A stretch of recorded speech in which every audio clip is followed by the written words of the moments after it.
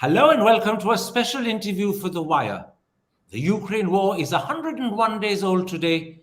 So what have been the fortunes of Russia, Ukraine, NATO and India over the last 100 days? That's the key issue I shall discuss today with the Wilmar Professor of International Studies at Singapore's National University, Kanti Bajpai. Kanti Bajpai, let's start with Russia. I'll come to the other issues one by one thereafter. 100 days into the Ukraine war, in your eyes, what has Russia achieved? Well, the first thing is that Russia has managed to unify the West as never before, and indeed has brought about the enlargement of NATO, if Finland and Sweden are actually to join. But at the very least, it solidified NATO's resolve transatlantically between the United States on one side and sometimes wavering partners in Western Europe. So I think that's the first thing that Russia has achieved. Militarily, on the ground in the Ukraine, I think it's very fair to say that the Russians have sliced off a good part of the sort of Donbass, larger Donbass region that is in eastern Ukraine. And with the latest advances in various cities and towns, they're pretty much sewing up territory east of the Donetsk River. So to that extent, I mean, I think Moscow has achieved a substantial goal, although there are pockets of fighting and some counterattacks by the Ukrainians. But Moscow's intention when it launched what it called a special operation, it seemed, was to take Kiev or at least threaten Kiev. That has failed, and they've in fact withdrawn from there. So to a very substantial extent, its initial war aims have not been fulfilled, or am I mistaken? Yeah, I think there's some debate about whether that was ever very seriously a war aim. One view is it might have been a feint, which is to put Kyiv under pressure there while the Russians got serious about the eastern attack, the eastern front. But at any rate, one could say with others that it was a failure and they had to beat a retreat. But the third point, I think, is depending how things go, this war is not over even if the Russians establish the eastern region as part of their sphere of influence.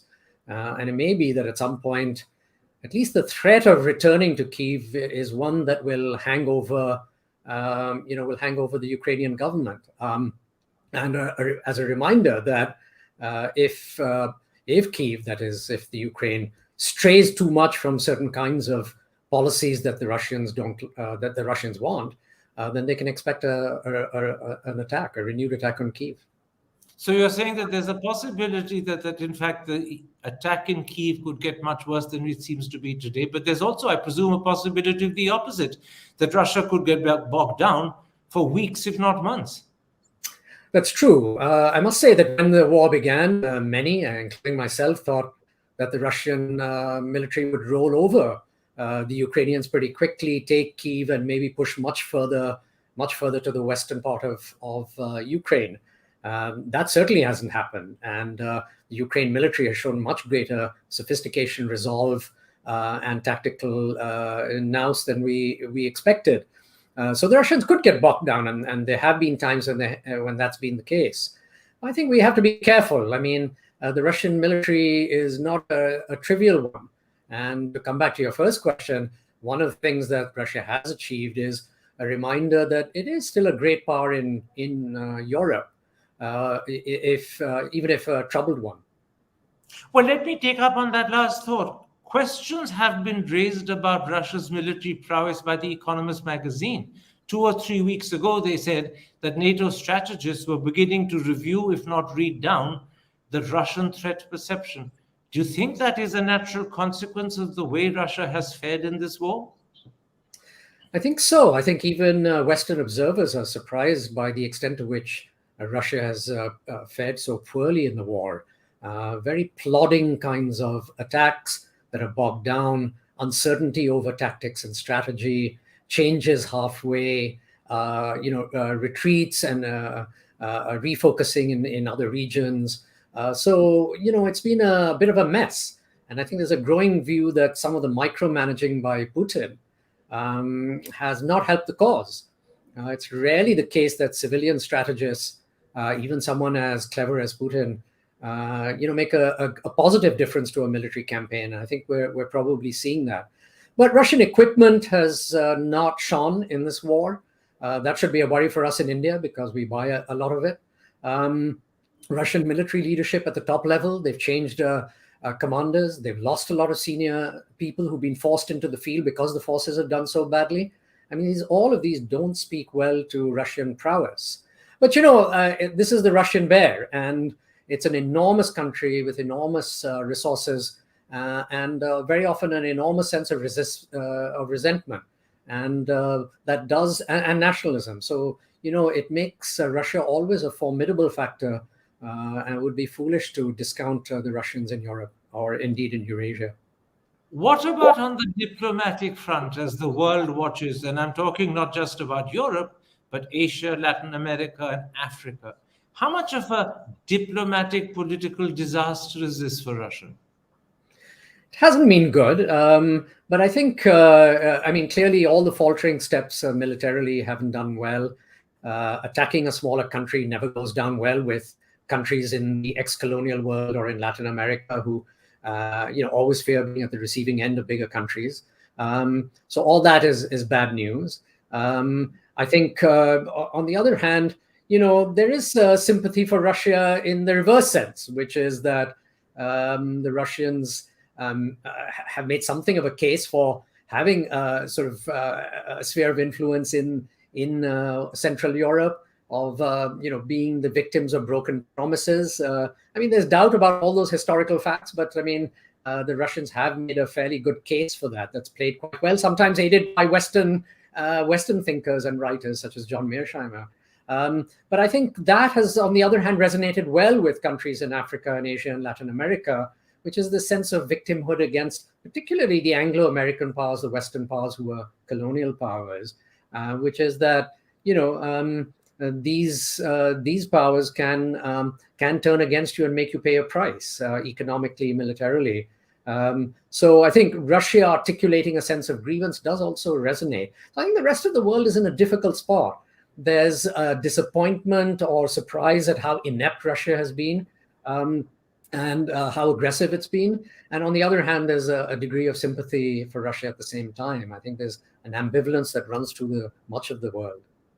What about Putin's own international standing? How badly damaged is it, or is it only damaged in Western eyes? And secondly, is that damage irreversible, at least as far as Europe and America are concerned? Well, I think Putin hasn't done himself any great favors, clearly, anywhere in the world.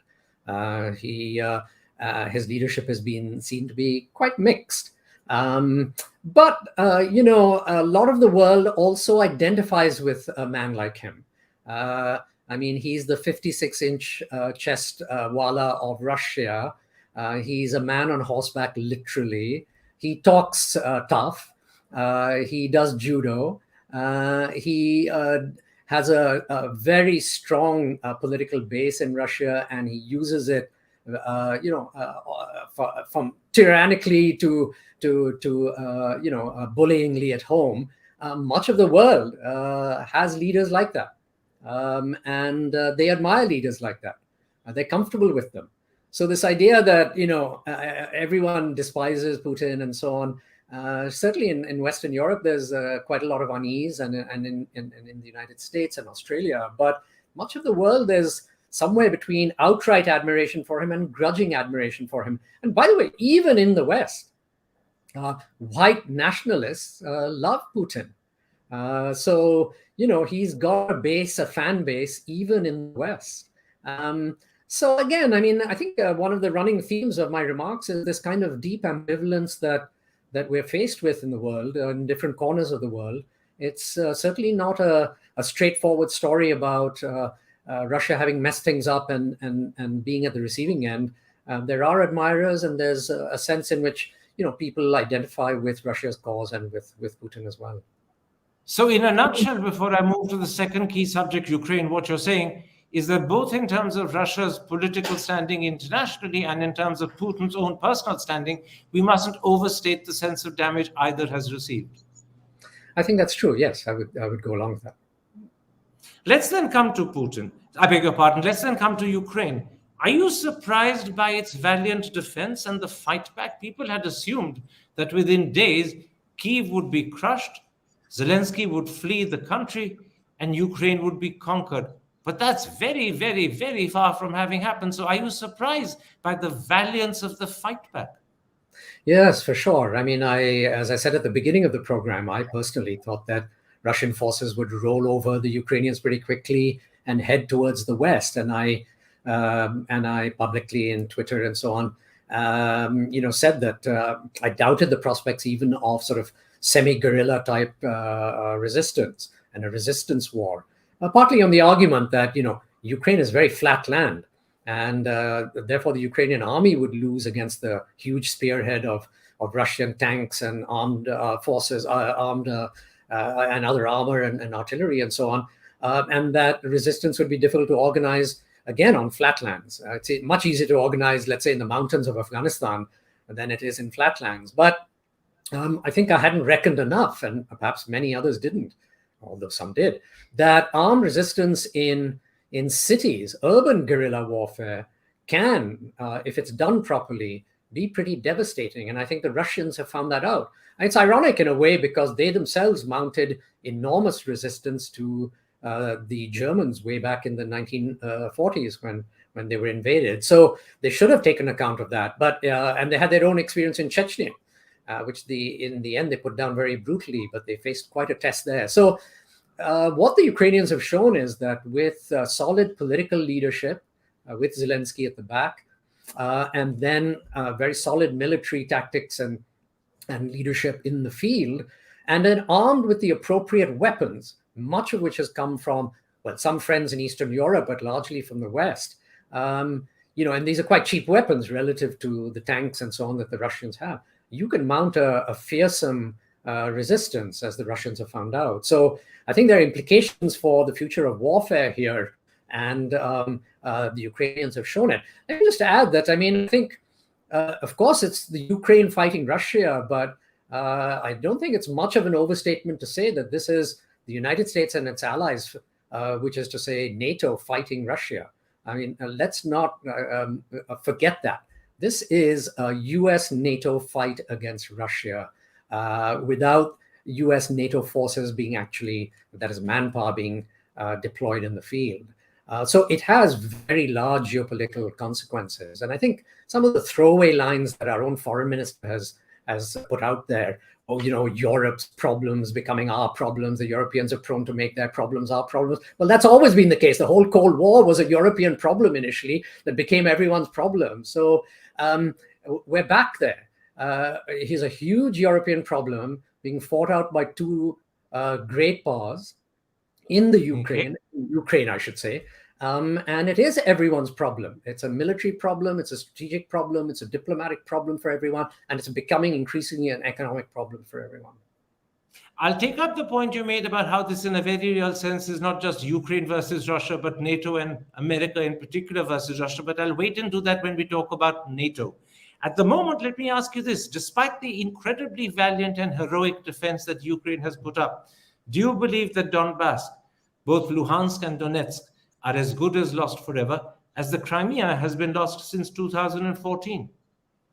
Well, given my record of being wrong on the military attack initially, I'm prone to be a bit cautious, but I guess I would say that eastern Ukraine, Donbass region plus Crimea and the connectivity between them, I think that is lost. I don't think that Ukraine can push those forces back. I mean, that would be very, very surprising if the Russians really push back there. And if that were to happen, I wonder at Putin's survival in Russia. And one thing, I mean, it's worth remembering is, what was this war about? There's been fanciful talk about, it's because of broken promises about, NATO membership. That's all nonsense. As if a cold-eyed, calculating man like Putin, supreme realist, was shocked by broken promises and has had his feelings hurt by them. I mean, this is not about that. And nor does he fear a NATO attack through Poland and Belarus and former Soviet republics, including Ukraine, into Russia. Anyone mad enough to attack the Russians, as Napoleon and Hitler found out, well, they would be mad militarily, and I don't think NATO is that mad. This is about fear of an economically successful Ukraine and a politically, democratically successful Ukraine sitting, sharing a border with a cultural kin, which is Russia. And Putin cannot stand the idea that, an economically liberal, politically liberal Ukraine could be a success, because at some point his people might say to him, if the Ukrainians can be successful economically and politically in this way, why can't we? Why do we need you? So this is about, making sure that there isn't a liberal success story on his doorstep. In that context, then, let me ask you, how do you think Putin would view the transformation of Zelensky? Today, I doubt if there's any part of the world where the Ukrainian president is not seen as a valiant hero. Yet not so long ago, even in his own country, he was beginning to be dismissed as a comedian, a man whose own presidency was coming unstuck. That transformation must also worry Putin enormously. He's created it. Yes, in a way he has. I mean, he was a popularly elected comedian, but we've seen transformations of movie stars and comedians to positions of power. And Donald Trump is a perfect example of a political comedian who became a president. But Ronald Reagan, Arnold Schwarzenegger, they became pretty impressive and effective politicians. I mean, Trump did in his own way, although I'm no fan of Trump. But these comedians are very serious people. I think comedy only works if you kind of have a very almost a melancholy, serious side to you. And I think the war has brought those qualities to the fore. His melancholy, which he, with respect to his country, he's communicated to the world and moved them. And there's a kind of serious analytical side to a comedian. Otherwise, you can't write engaging material. And I think he's brought those skills to the fore. I think Putin has given Zelensky the space to shine. He might have been rejected by his own people at the next election, who knows? But he looks pretty firmly ensconced. So I think that's another misstep by Putin. But in war, these things can happen. One more question about what I call Ukraine and Europe before I move to NATO more directly. Europe, but perhaps Poland in particular, have opened their arms to embrace Ukrainians and to assist them. Did you expect such overwhelming humanitarian support, not at the government-to-government level so much, but at the people-to-people level? I think that was unexpected too, especially if we roll the movie back to 5 years ago, or when the Syrian refugees were moving into Europe. And from that experience, one would have thought that Europe would be quite negative about another wave of refugees. So yes, I think I was surprised. I think many people were surprised by the extent to which ordinary people have opened up to, particularly in countries like Poland and some of the neighboring Central European countries. Now, it's true, of course, that they share ethnicity, they share some language affinities and culture and so on. So there is a base there, and there's also fear of Russia and dislike of Russia there, and Putin's Russia particularly. I think all those things combined to make this welcome happen. But we should watch that space carefully. Refugees that come in, at what point will they go back? Will some of them ever go back? What will it mean for local economies, for social integration? These are things for the longer term. Some of these countries are fairly fragile, and their own socioeconomic structure might be disturbed by it. So at the moment, it's all good. I think the Eastern Europeans have taken on most of the refugees, but questions may arise later about their future. And so I would watch this space. But it has been impressive so far, I must say. And for all our skepticism and doubts about, Europe taking refugees, they've shown the capacity to do so. And that's all to the good. It does matter, of course, that these are white refugees.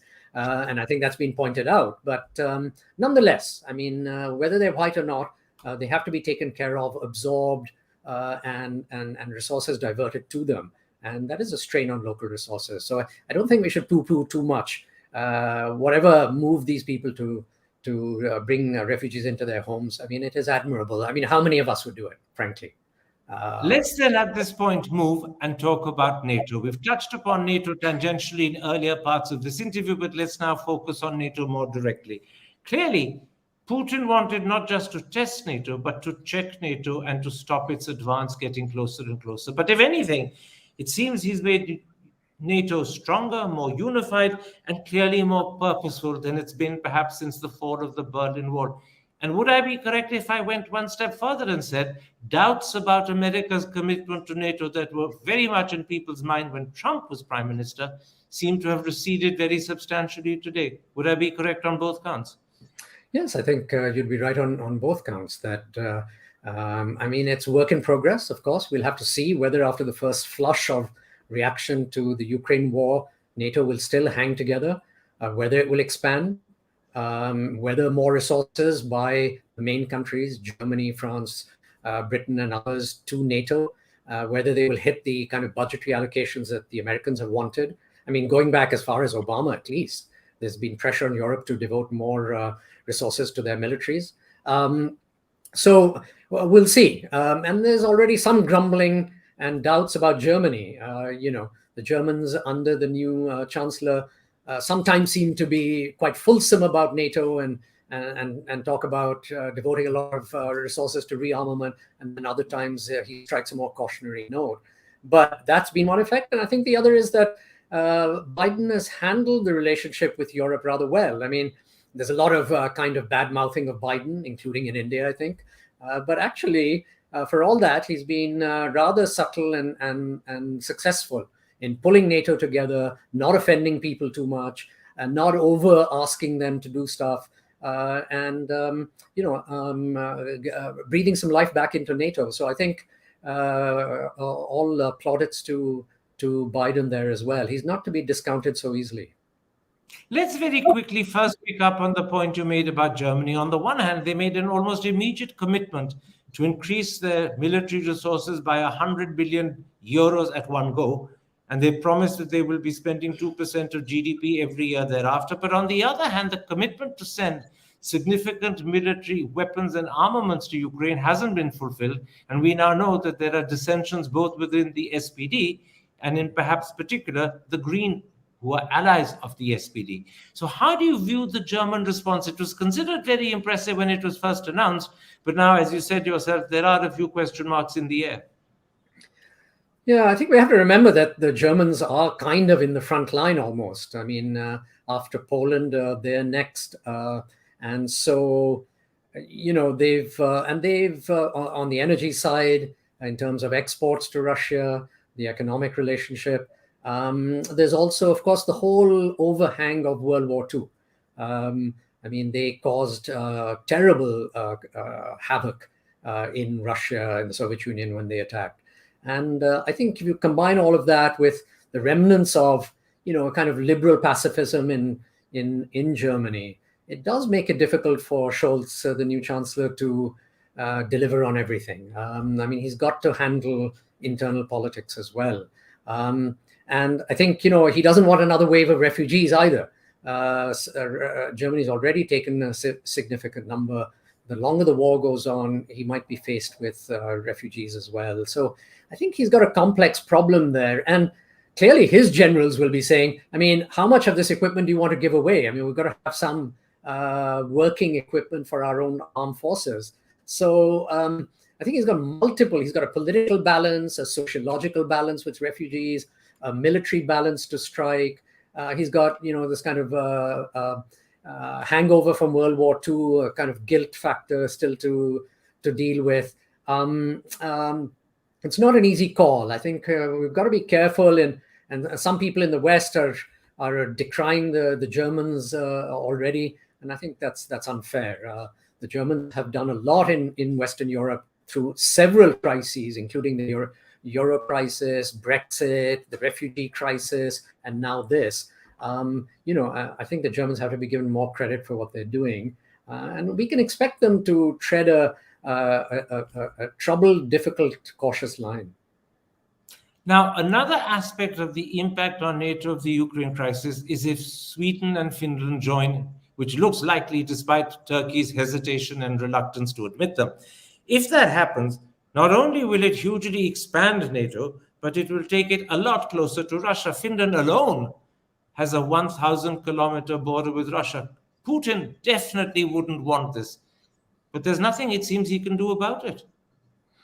At this point, that would seem to be true, that there's not a lot he can do. He obviously would be working the phone lines to the Turkish government to make sure that the Turks stand firm on their opposition to the admission of Finland and Sweden. And the Turks are very awkward and very stiff-necked on many things.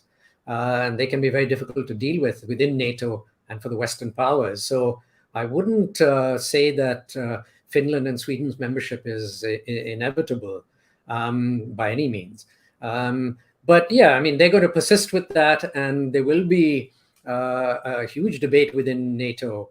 One possibility is that, a compromise with the Turks might be some kind of associate membership for Finland and Sweden with NATO. In any case, very materially speaking, I don't think there's anything to stop NATO countries individually bolstering the defenses of Finland and Sweden through arms transfers, for instance. Which has begun.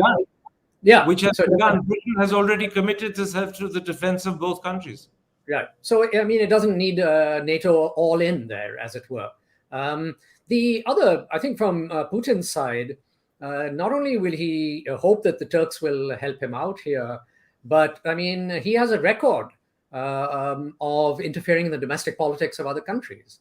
And one can very much see that he would deploy those kinds of forces and modes of influence in Finland and Sweden.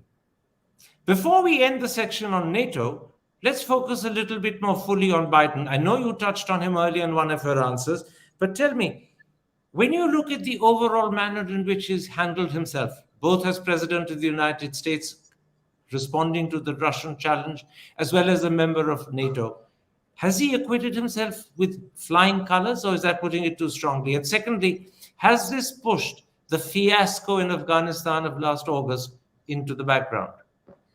I think he's done well. Flying colors is open to all kinds of interpretations, but I think he's done well, far better than most people would have expected. I mean, there's a bit of a picture of him as old, faltering, prone to gaffes, not being able to be strong in the face of challenges, and so on. Actually, the Afghanistan episode shows quite the opposite. He took a very decisive decision. It was, some might say, and I think it's probably true, that it wasn't done in the best way, the final exit, but he toughed it out, and the world has moved on, frankly, for all the hullabaloo over the manner in which they quit. So he stuck to his guns.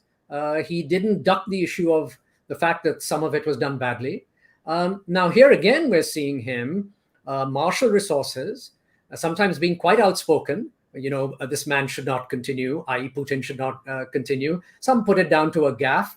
I'm not so sure. I think that Biden has that side to him. He makes gaffes, but he also, I think, uses these so-called gaffes to send a message and then allow his State Department and so on to roll it back. I mean, we see on Taiwan, too, that he says all kinds of stuff, which his State Department has to roll back. But if you're sitting in Beijing, you sort of think a little bit, This mixed messaging leaves uncertainty in the minds of your rivals and adversaries, and you've got to wonder,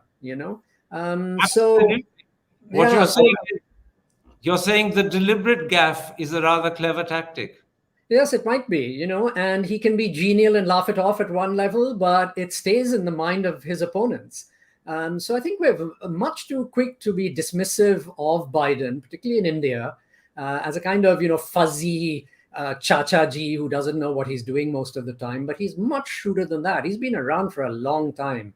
And I think Putin knows that Biden is not to be underestimated. And he has stuck it to the Russians and Putin at this point. Galvanized NATO, as we said earlier, and so on. So I would say that he's got at least 4 stars out of 5 so far for his handling. And the Americans have been very frank about some stuff. I mean, I think Secretary of Defense Austin said that this war is about fatally wounding this regime or Russia, and never allowing it to do this kind of military operation again. I mean, these are tough words, and I think they remind us that the Biden administration can be tough. 4 stars out of 5 is pretty close to flying colors, but I won't quibble with you over that. Okay. I deliberately left it to the last, but I suspect for the audience, the section and the questions on India are the most important.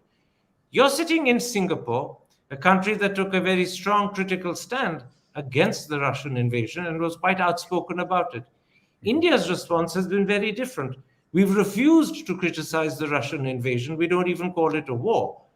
So tell me, to begin with, how do you believe the world sees India's stand on the Ukraine crisis? I think it's fair to say, as our foreign minister has said, that there has been a growing acceptance of the reasons that India has advanced. I think particularly the arms relationship with the Russians. I think people have understood that that's very important for India, and in the short to medium term, there's nothing much we can do about it. I think that point has gone home. I think the point that probably has not gone home so much is the idea that we need energy and we bought it from the Russians. The Europeans are doing it, and so on and so forth. I mean, about 2% or 3% of India's oil needs came from the Russians before the war began. It's now up to about 6%. So, I mean, it cuts both ways. I mean, at 6%, why do you need to buy it from the Russians? You could buy it from someone else. The amounts are very small. I suspect that Putin and Lavrov really twisted our tails over it, because symbolically they want India to buy the energy. So I think that point hasn't gone home. It hasn't been persuasive on the energy front that we desperately needed their oil. I think the other point that we probably made, obviously not publicly, but to the Americans and the West, is that we can't allow Moscow to go completely over to the Chinese camp. And that some countries, important countries, have to continue to engage Moscow, even though we're not happy with what they're doing in Ukraine. And it's difficult for the West in this situation, to try and pull back Putin from the Chinese embrace. But India can do it quietly. And I think one of the lines that we've probably used is with the West to get them off our backs on our kind of neutralist posture, has been that we're well placed to try and talk Putin out of going too far with China at this juncture. Okay. And so I think that has played probably quite well, but it's one that won't come out publicly. And so I think that's been a kind of successful point for our diplomacy as well. I think all the others, I would say one other thing. If you look at the February 4th joint statement by the Chinese and Russians, Putin and Xi Jinping, there's a kind of broad critique of the current world order. I think one has to accept that document, there's nothing India would disagree with in that document, except one thing, which was the critique there of the Indo-Pacific. So I think what the world hasn't appreciated is that at one level, India is quite in sync with Russia and China on the nature of world order. It is quite dubious about democracy promotion, a discourse about human rights, liberal internationalism in terms of everyone subscribing to universalistic rules on all kinds of things. India is much closer to Russia and China there, and domestically, politically too. Our own domestic democracy backsliding and so on. I think there's kind of a more of an identification with Russia and China there. So part of our sort of sympathy or neutralism has come out of that, and that part too, I think, doesn't work very well with the rest of the world, or isn't understood by the rest of the world very well. Let me focus for a moment on one particular part of your answer, India's increased purchases of Russian oil. I know that our foreign minister has made a fairly valiant defense, which the Indian papers, if not the foreign papers, were pretty impressed by. We actually have no idea how the foreign papers responded to his defense whatsoever. But there are two key concerns there that I want to put to you. India has increased its purchases from $35,000 barrels a day in February to nearly 9,000 barrels a day in May, which is an increase of almost 25 times. I know Jaishankar points out that, in fact, Europe is buying much, much more. As he put it, we buy in an afternoon, right? Sorry, they buy in an afternoon what India buys in an entire month. But the truth of the matter is that India's purchases are increasing, Europeans are coming down. And by the end of this year, if Europe lives up to its commitments, they will have reduced oil purchases by 90%. The second thing is that India is purchasing Russian oil because it's available at a discount. That discount is variously put at between $25 a barrel and $35 a barrel, which suggests that, in fact, we are making this decision because the price has been lowered. But the gain to the Indian economy would at best be a couple of $100 million. Does our commitment to democracy, the principles enshrined in our constitution, does our opposition to the invasion of a sovereign territory mean less than a gain of a couple of hundred or a saving of a couple of $100 million? Those are the two issues I want to put to you. We're increasing whilst the rest of the world is decreasing, say, purchases from Russia. And then there's this question of evaluating the gain from buying cheap oil against our commitments to our own constitution. Yes, well, I mean, it's interesting. I wasn't aware that it's gone up to 900,000 barrels, but regardless, I mean, I think clearly we're increasing and the Europeans are decreasing. So there's a kind of signaling going on there. But I would say that, I come back to the point I made earlier, which is that the contribution of Russian oil to India's energy needs and even to our oil needs is really quite small. And so my antenna are up, and I really just don't buy the argument that it's so vital for our economy or even for our strategic reserve, if that's what it's being pushed into.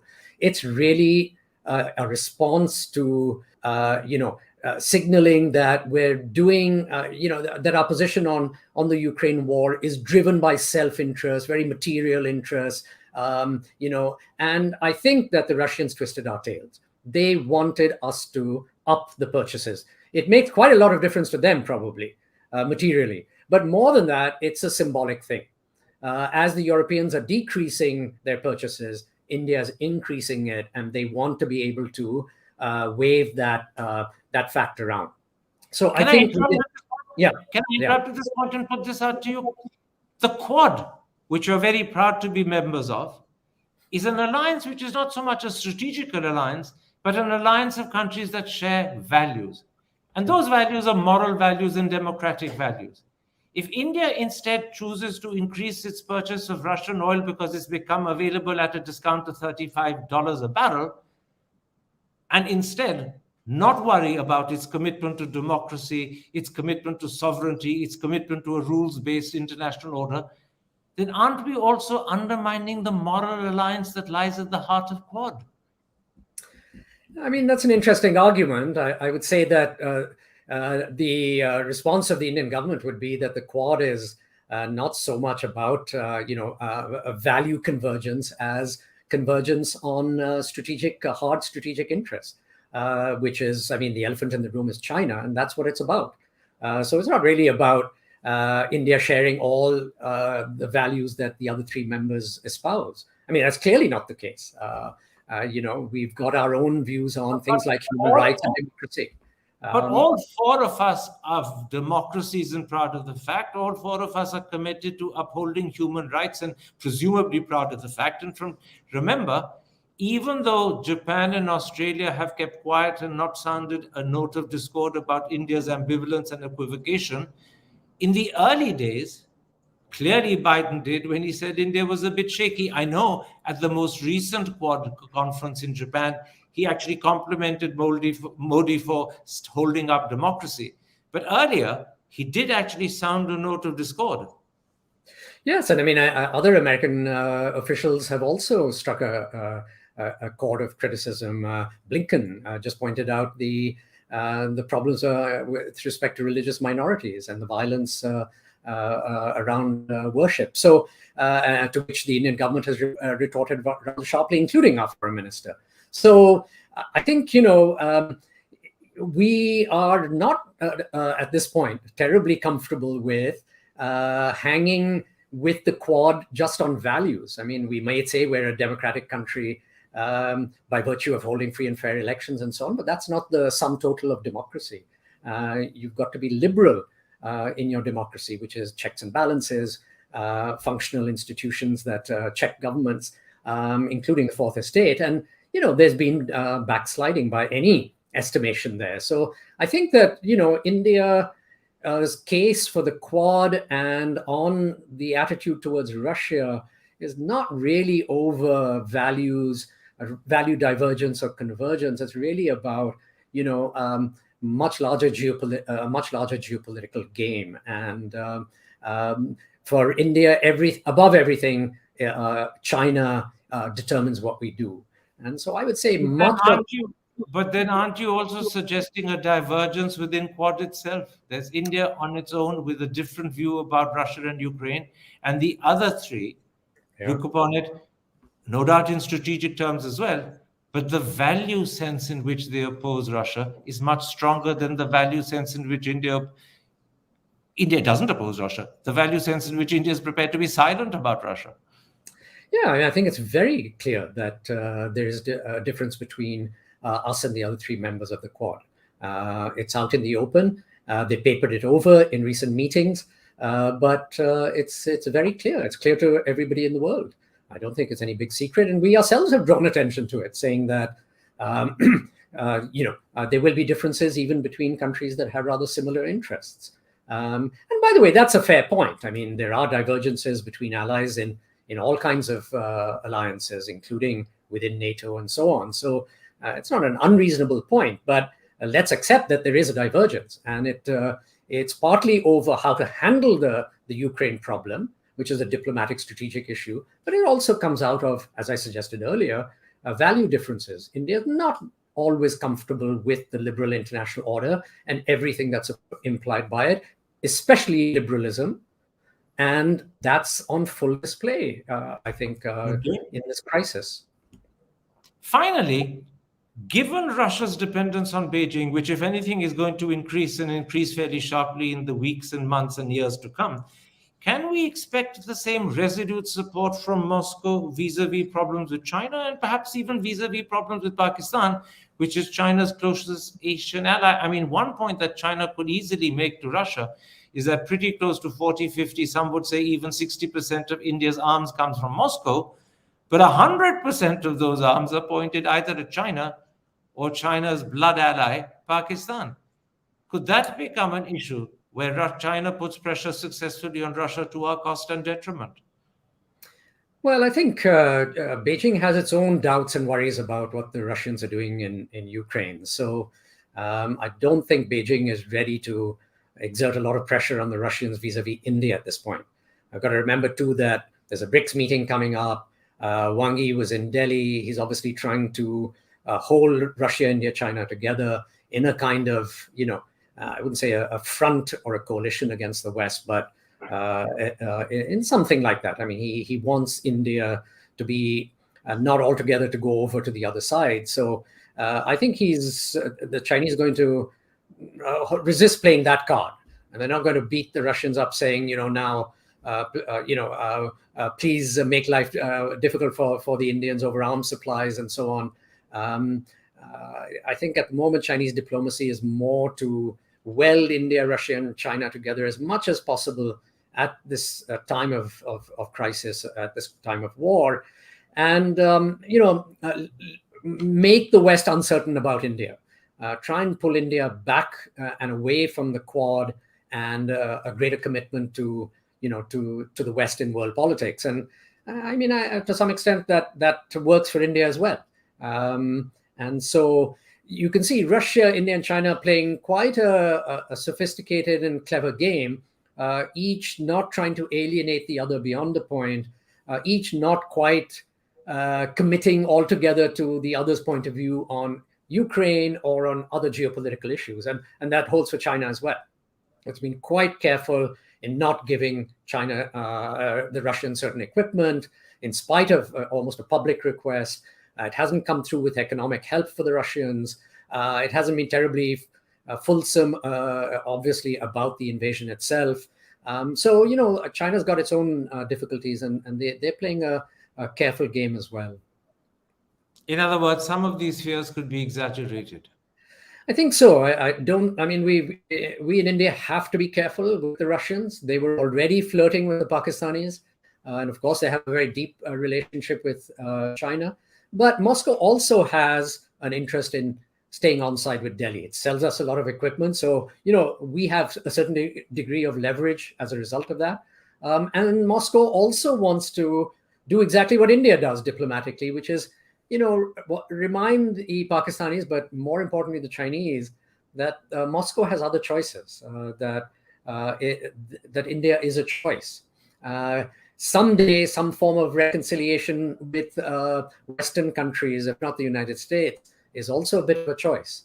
Nobody wants to be taken for granted amongst these three powers. And I think they're all signaling and ensuring that we leave something open to doubt in the other's mind about our actions, motives, and interests. And that's very understandable. Professor Bajpai, thank you very much for what I can only call a tour d'horizon. This was a wonderful interview that will have opened people's eyes on multiple fronts. Take care.